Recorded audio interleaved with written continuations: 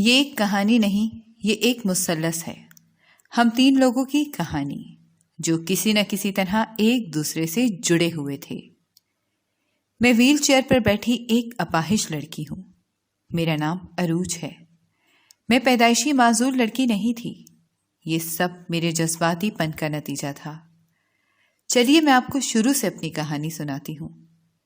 میں عروج، امیر ماں باپ کی لاڈلی بیٹی۔ میں بھی بہت سی دوسری لڑکیوں کی طرح شوخ اور چنچل تھی۔ میری زندگی کی ہمدم، میرے اچھے برے وقت کی ساتھی، میری دوست تحریم تھی۔ میری طبیعت میں جتنا لاؤبالی پن تھا، تحریم اتنی ہی خاموش اور سمجھدار لڑکی تھی۔ ہم دونوں کا مزاج مختلف مگر دوستی مثالی تھی۔ ہماری زندگی نے بھیانک موڑ تب لیا جب تحریم کے چچا نے اسے اس کے باپ سمیت گھر سے باہر نکال دیا۔ تحریم کی ماں بچپن میں وفات پا چکی تھی۔ وہ دونوں باپ بیٹی چچا کے رحم و کرم پر زندگی گزار رہے تھے کہ اچانک اس کے چچا نے ہاتھ کھڑے کر لیے کہ میں اب تم دونوں کا بوجھ مزید برداشت نہیں کر سکتا۔ تحریم کے باپ نے کراچی جا کر مزدوری کرنے کا فیصلہ کیا۔ تم مجھے چھوڑ کر چلی جاؤ گی؟ تحریم، میں تمہارے بغیر کیسے رہوں گی؟ میں مجبور ہوں عروج، جہاں ابا جائیں گے مجھے ان کے ساتھ جانا ہوگا۔ ہم دونوں سہیلیاں گلے مل کر خوب روئیں۔ تحریم چلی گئی۔ میری زندگی جیسے ٹھہر سی گئی۔ نہ کالج میں دل لگتا، نہ گھر میں۔ تحریم نے کہا تھا وہ کراچی جا کر مجھے فون کرے گی، ہم دونوں ان ٹچ رہیں گے، مگر وہ تو جیسے کراچی جا کر مجھے بھول ہی گئی تھی۔ تحریم ایسے بدل جائے گی، اس چیز نے مجھے بہت اداس اور پریشان کر دیا تھا۔ دن گزرتے گئے، پھر میری زندگی میں ارسلان آیا۔ ارسلان کراچی کی ایک کھاتی پیتی فیملی کا چشم و چراغ تھا۔ پاپا کو یہ رشتہ بہت پسند آیا۔ مجھے بھی ارسلان اچھا لگا اور یوں ہماری منگنی ہو گئی۔ میری اور ارسلان کی کبھی کبھار فون پر بات چیت ہو جاتی تھی۔ زندگی سکون سے گزر رہی تھی، مگر اسی سکون میں کہیں طوفان چھپا ہوا تھا۔ ایک دن ارسلان اور اس کے پاپا کسی میٹنگ کے سلسلے میں لاہور آئے ہوئے تھے۔ پاپا نے انہیں ڈنر پر انوائٹ کیا۔ میں بھی بہت دنوں بعد آج خوش تھی اور دل لگا کر تیار ہوئی تھی۔ سب کھانا کھاتے ہوئے آپس میں باتیں کر رہے تھے جب پاپا کے ہاتھ سے پانی کا گلاس گر گیا اور وہ خود بھی ایک طرف کو گر گئے۔ پاپا پاپا کیا ہوا آپ کو؟ میں نے لپک کر ان کو تھام لیا۔ پاپا بے ہوش ہو چکے تھے اور میرے اوسان خطا ہو رہے تھے۔ ارسلان نے ایمبولینس کو فون کیا اور اس کے بابا ہی پاپا کو ہسپتال لے کر گئے۔ پاپا کو ہسپتال میں ایڈمٹ کرانے کے بعد ارسلان مجھے بھی ہسپتال لے گیا۔ پاپا کو میجر ہارٹ اٹیک آیا تھا اور اس وقت ایمرجنسی وارڈ میں تھے۔ 24 گھنٹے ان کو انتہائی نگہداشت میں رکھا گیا۔ ہوش میں آنے کے بعد انہوں نے ارسلان کے بابا سے کہا کہ مجھے اپنی زندگی کا کوئی اعتبار نہیں ہے، میں اپنی بیٹی کا ابھی نکاح کرنا چاہتا ہوں۔ اور یوں اسپتال میں میرا نکاح ہو گیا۔ میری زندگی کا اتنا اہم ایونٹ یوں اسپتال میں ہوگا میں نے کبھی سوچا بھی نہیں تھا۔ کانپتے ہاتھوں اور بہتی آنکھوں کے ساتھ میں نے نکاح نامے پر سائن کیے۔ 1 ہفتہ ہاسپٹل میں رکنے کے بعد پاپا کو چھٹی مل گئی۔ ارسلان اور اس کے بابا واپس کراچی چلے گئے۔ پاپا پہلے سے بہت کمزور ہو چکے تھے اور اب یونیورسٹی سے واپس آنے کے بعد میرا زیادہ تر وقت ان کی دیکھ بھال میں گزرتا تھا۔ 2 ماہ اسی طرح گزر گئے۔ آہستہ آہستہ پاپا کی صحت کچھ بحال ہوئی۔ ان دنوں یونیورسٹی میں سیمسٹر کے بعد 1 ہفتے کی چھٹیاں تھیں۔ جب پاپا نے مجھ سے کہا کہ تم کہیں آتی جاتی بھی نہیں ہو، چھٹیاں ہیں، کراچی جاؤ، اپنی خالہ سے بھی مل لینا اور ارسلان کو بھی سرپرائز دینا، میں بھی خوشی خوشی تیار ہو گئی۔ خالہ کے گھر 2 دن ریسٹ کرنے کے بعد میں ارسلان کے گھر اس سے ملنے کے لیے گئی۔ اس کے چوکیدار نے مجھے گیٹ پر ہی بتایا کہ ارسلان بابا تو اپنے ماموں کے گھر گئے ہوئے ہیں۔ میں نے چوکیدار سے ارسلان کے ماموں کے گھر کا ایڈریس لیا جو وہاں سے آدھے گھنٹے کی مسافت پر تھا۔ ماموں کے گھر پہنچنے پر میں نے ٹیکسی والے کو کرایہ دے کر فارغ کر دیا کہ واپسی پر مجھے ارسلان چھوڑ دے گا۔ میں نے بیل بجائی۔ عجیب سا احساس تھا، خوشی بھی تھی اور دل ڈر بھی رہا تھا۔ نہ جانے یہ ڈر کس چیز کا تھا۔ دروازہ کھلا تو میں حیرت سے گنگ رہ گئی، کیونکہ دروازہ کھولنے والی تحریم تھی۔ میری طرح تحریم بھی حیران تھی۔ کچھ دیر ہم دونوں ہونکوں کی طرح ایک دوسرے کا منہ دیکھتے رہے، پھر آگے بڑھ کر ایک دوسرے کو گلے لگا لیا۔ مجھے بٹھا کر چائے پانی کا بندوبست کرنے تحریم کچن میں چلی گئی۔ ہم دونوں نے چائے پی، ڈھیروں باتیں کی، اسکول اور کالج وقت گزرنے کا پتہ ہی نہیں چلا، اور شام ہو گئی۔ یہ گتی اب سلجھنا باقی تھی کہ ارسلان کے ماموں کے گھر تحریم کیا کر رہی تھی۔ تحریم برتن وغیرہ رکھنے کچن میں گئی ہوئی تھی۔ آتی ہے تو میں اس سے پوچھتی ہوں۔ میں اتنی دیر گھر کا جائزہ لینے لگی۔ خوبصورت گھر نئی طرز کا بنا ہوا تھا، مگر حیرت کی بات یہ تھی کہ خالی تھا۔ وہاں تحریم کے علاوہ کوئی بھی نہیں تھا۔ اتنے میں دروازے پر بیل ہوئی۔ تحریم بھی کچن سے آ گئی۔ اس نے دروازہ کھولا تو سامنے ارسلان اور اس کے ماموں کھڑے تھے۔ مجھے دیکھ کر ارسلان کے چہرے کا رنگ اڑ گیا۔ اچھا ہوا آپ لوگ آ گئے۔ ارسلان، میں آپ سے ملنے آپ کے گھر گئی تھی، وہاں سے پتہ چلا کہ آپ ماموں کے گھر پر ہیں، تو چوکیدار سے ایڈریس لے کے میں یہاں آ گئی۔ یہ لڑکی کون ہے؟ اچانک ماموں نے سوال کیا۔ ارسلان کے چہرے پر ہوائیاں اڑی ہوئی تھیں۔ یہ میری منکوہا ہے۔ ہم سب ٹی وی لاؤنج میں آ کر بیٹھ گئے۔ ارسلان، میں آپ سے ملنے آئی تھی، مگر یہاں آ کر میری ملاقات میری بہت اچھی دوست تحریم سے ہو گئی۔ مگر ایک بات مجھے ابھی تک کلیئر نہیں ہوئی کہ تحریم یہاں کیا کر رہی ہے۔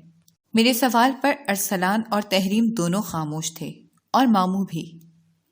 آپ لوگ کچھ بولتے کیوں نہیں، خاموش کیوں ہیں؟ میں نے پوچھا ہے، تحریم یہاں کیا کر رہی ہے؟ اب کچھ نہیں ہو سکتا، میں بری طرح پھنس چکا ہوں۔ ارسلان نے اپنا سر دونوں ہاتھوں سے تھام لیا۔ کیا مطلب ہے اس بات کا؟ مجھے کوئی کچھ بتائے گا کہ کیا ہو رہا ہے یہاں؟ میں نے تلخ لہجے میں کہا تو ارسلان کہنے لگا، عروج، میری بات تحمل سے سننا، تحریم بھی میری بیوی ہے۔ یہ کیسا تعارف تھا؟ میری دوست، میری ہمدم، میری سوتن بھی ہے۔ ارسلان نے میرے سر پر بم پھوڑ دیا تھا۔ ایک منٹ، کیا کہا تم نے؟ ذرا پھر سے بتانا، مجھے سمجھ نہیں آ رہی۔ میں نے ارسلان سے کہا، دیکھو، میں تمہیں بتاتا ہوں، سب بتاتا ہوں۔ ارسلان نے دونوں ہاتھ کھڑے کر کے مجھے پرسکون رہنے کا اشارہ کیا۔ میری طرح تحریم بھی حیران اور پریشان تھی۔ عروج، کچھ عرصہ قبل تحریم، اس کے والد ہمارے محلے میں شفٹ ہوئے۔ ایک دو بار گلی سے آتے جاتے میں نے تحریم کو دیکھا۔ مجھے پہلی ہی نظر میں تحریم سے محبت ہو گئی تھی۔ میں نے اس رشتے کے لیے بابا کو منانے کی بہت کوشش کی، مگر وہ نہ مانے، کیونکہ تحریم کے والد غریب انسان ہیں۔ پھر میں نے اپنے ماموں کو بتایا، ماموں نے میرا ساتھ دیا، اور یوں ہم دونوں نے چھپ کر نکاح کر لیا۔ ماموں کا یہ گھر خالی تھا، میں نے تحریم اور اس کے والد کو یہاں شفٹ کر دیا۔ اسی اثنا میں بابا نے تم سے میرے رشتے کی بات کی۔ میں نے انہیں بہت منع کیا، مگر وہ نہ مانے۔ ہماری منگنی ہو گئی۔ میرا ارادہ تھا کہ میں خود تمہیں یا تمہارے پاپا کو یہ ساری بات بتا دوں گا، مگر اسی دوران جب ہم لاہور میٹنگ کے سلسلے میں گئے تو تمہارے بابا کو ہارٹ اٹیک ہوا، اور اسی جلد بازی میں ہم دونوں کا نکاح بھی ہو گیا، اور سب کچھ اتنا آنن فانن ہوا کہ مجھے کچھ کہنے کا موقع ہی نہ ملا۔ ساری بات بتا چکنے کے بعد ارسلان نے پھر سے اپنا سر دونوں ہاتھوں سے تھام لیا۔ جو ہوا بہت برا ہوا، یقین جانو عروج، میں نے یہ سب کچھ ارادتاً نہیں کیا۔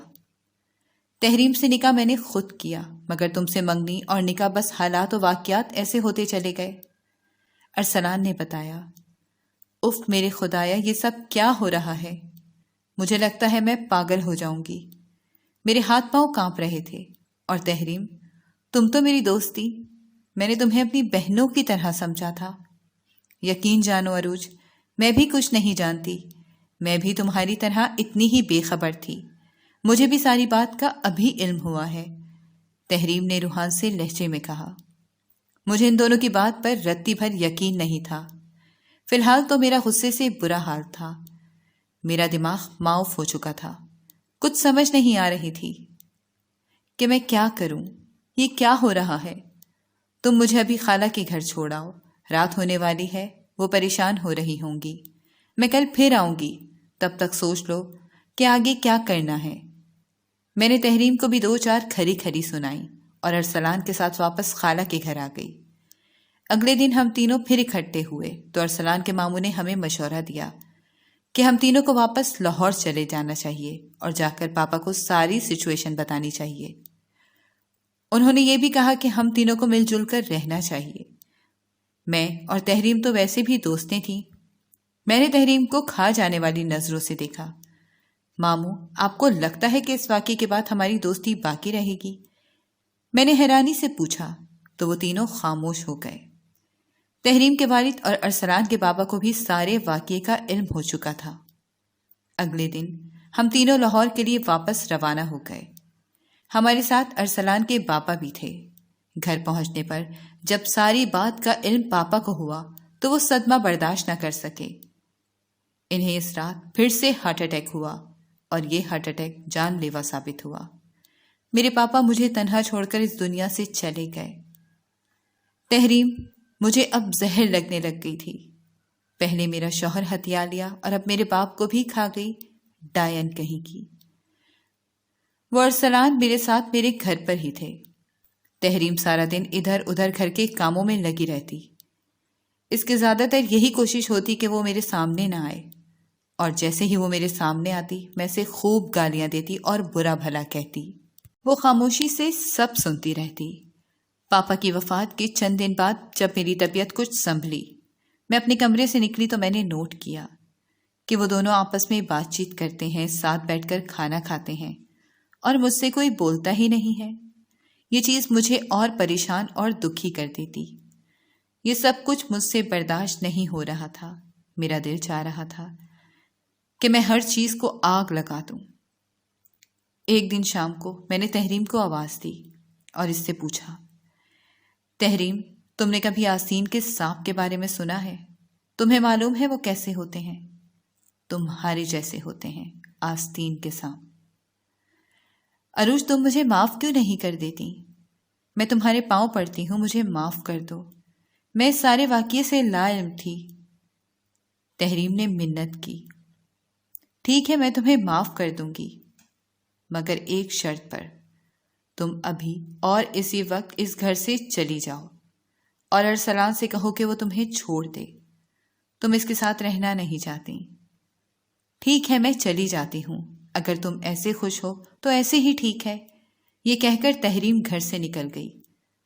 کچھ دیر بعد ارسلان گھر واپس آیا۔ تحریم کو گھر میں نہ پا کر وہ سیدھا میرے پاس آیا۔ تحریم کہاں ہے عروج؟ اس نے پوچھا۔ مجھے کیا پتا وہ کہاں ہے، یہیں کہیں ہوگی، میں نے انجان بنتے ہوئے جواب دیا۔ وہ گھر میں کہیں بھی نہیں ہے۔ کہیں تم نے تو اسے کچھ نہیں کہا؟ تم نے اسے گھر سے تو نہیں نکالا؟ ارسلان نے پریشانی سے پوچھا۔ میں خاموش رہی۔ او میرے خدایا، تم نے اسے گھر سے نکال دیا؟ بہت خود غرض ہو تم عروج، صرف اپنے بارے میں سوچتی ہو، نہ جانے اس وقت کہاں ہوگی۔ تمہیں تو میں بعد میں دیکھوں گا، یہ کہہ کر ارسلان بھی گھر سے چلا گیا۔ کافی دیر گزرنے کے بعد بھی دونوں نہ لوٹے تو میرا غصے سے برا حال ہو گیا۔ وہ دونوں ایک دوسرے سے محبت کرتے ہیں، شاید وہ دونوں چلے گئے ہیں، مجھے چھوڑ کر میں تنہا رہ گئی ہوں۔ اب میں نے سوچا، تب غصے میں نے ایک انتہائی قدم اٹھایا۔ پاپا کے کمرے میں جا کر میں نے شیونگ کٹ سے بلیڈ لیا اور اپنی کلائی کاٹ لی۔ کلائی سے خون نکل کر بستر میں جذب ہونے لگا۔ میں بے ہوش ہونے سے قبل میں نے دیکھا کہ تحریم لوٹ آئی ہے۔ وہ مجھے آوازیں دیتے ہوئے پاپا کے کمرے میں آئی۔ مجھے بے ہوش دیکھ کر اس نے 1122 کو کال کی۔